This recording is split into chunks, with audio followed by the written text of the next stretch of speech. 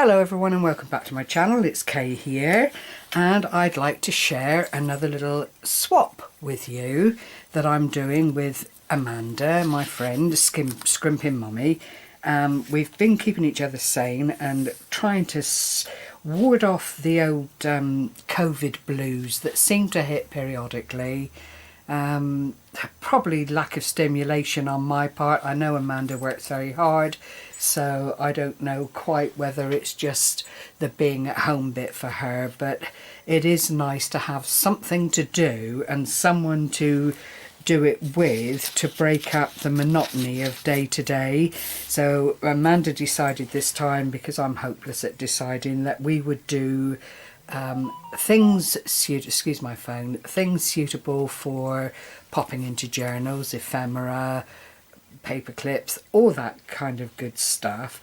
And so I'm afraid I've let the side down a bit, and I have been a bit behind, and I know because I've seen it, Amanda has already posted a video, but I'm trying hard not to peep because she will expect me to. She's that kind of girl, you know, and I am trying to not look and just get my side of the swap to her and film at the same time.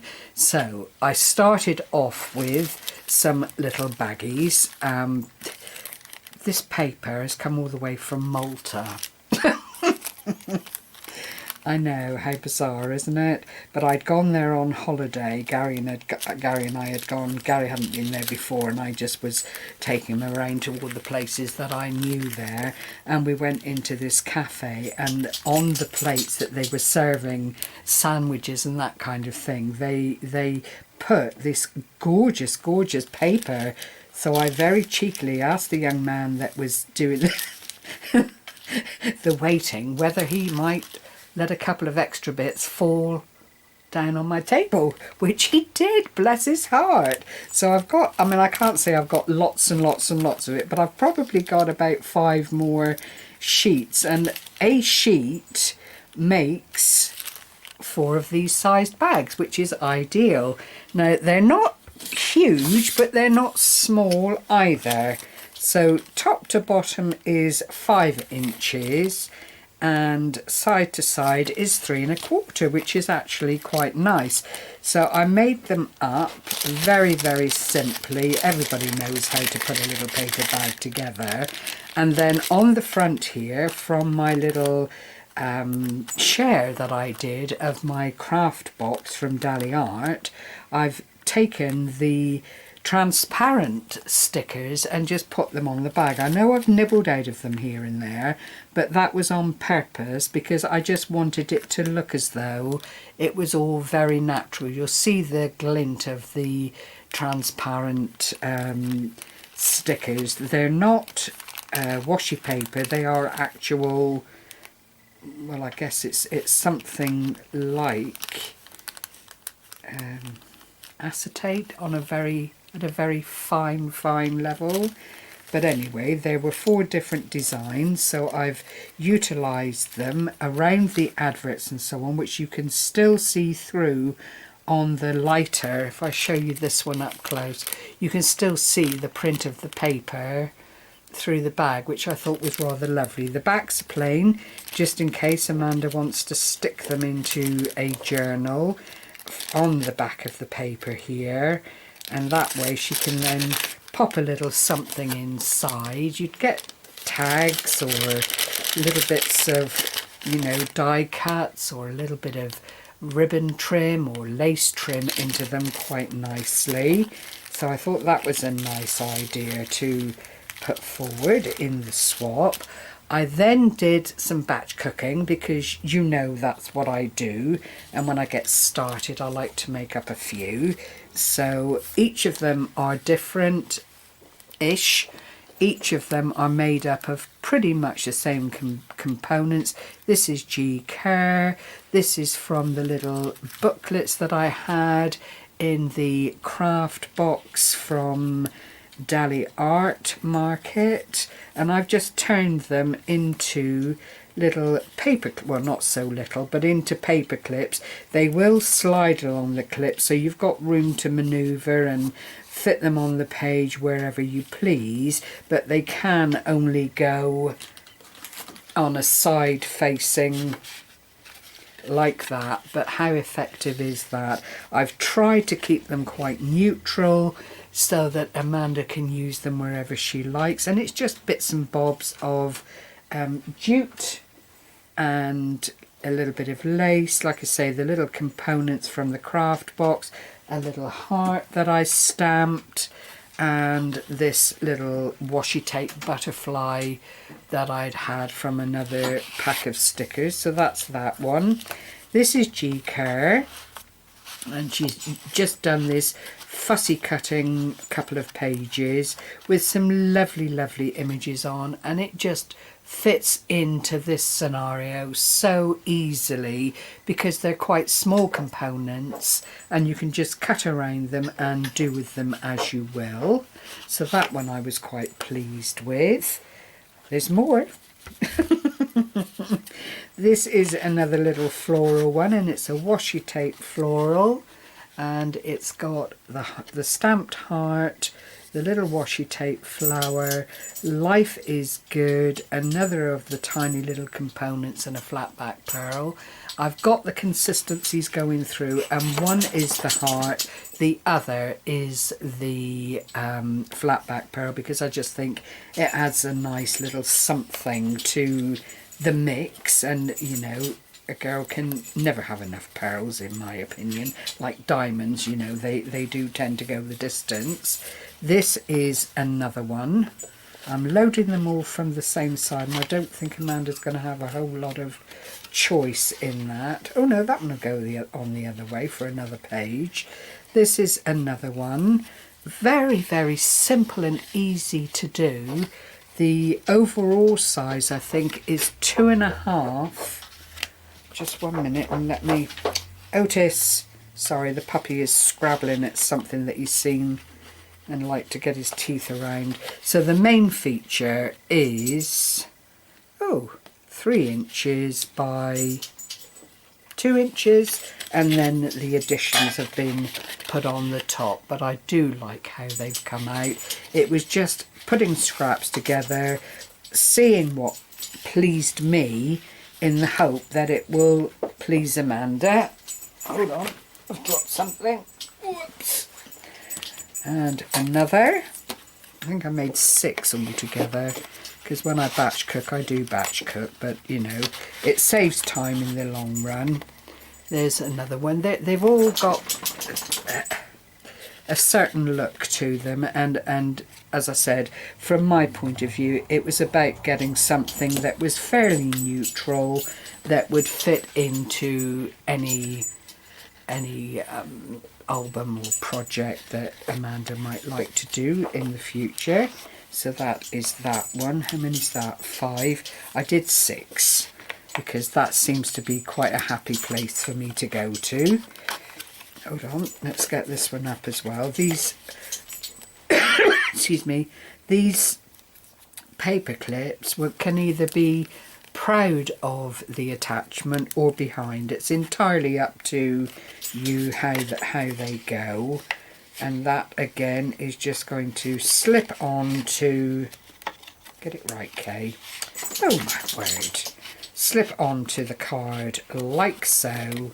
This is a this is a G. Kerr beauty as well, and the heart and jute, and this other little butterfly from my craft box purchase. But I think all in all, you know, they all sit together really quite nicely, and will, because of their neutral colours, fit into a great deal of different projects. It could be a card topper, it could just be an embellishment on a page, it would fit over a pocket, handled in the right way, you know. It's the usual ephemera style things that we make to put onto pages and so on in journals. Then I got my busy head on, because I thought, well, that's all well and good, but we want some different things here. And I fished out my material tea bags that I bought, oh my gosh, 18 months ago, must be, something of that nature, a good while, and I've just used them periodically here and there when I've had a notion to. And I've made these lovely little decorative pouches using the tea bags, and it is proper tea bag ready to be filled with whatever people put into them these days. I know for Chinese it would be herbs and so on. Loose leaf tea, if you wanted to make your own tea bags and your own concoction, then clearly you could do that. But this is how they look. I've put a little acrylic dingle dangle on the side and actually sealed that in with Yoo-hoo, and inside is a little tag. Now I've not put any wordage on these tags at all. I'm leaving that entirely to Amanda so that she can put onto it whatever she feels is appropriate for whatever it is she's doing. They've got a little grommet in the top, awfully placed. They're not great quality, but I've hammered them down so that they don't rip anybody's hands to pieces.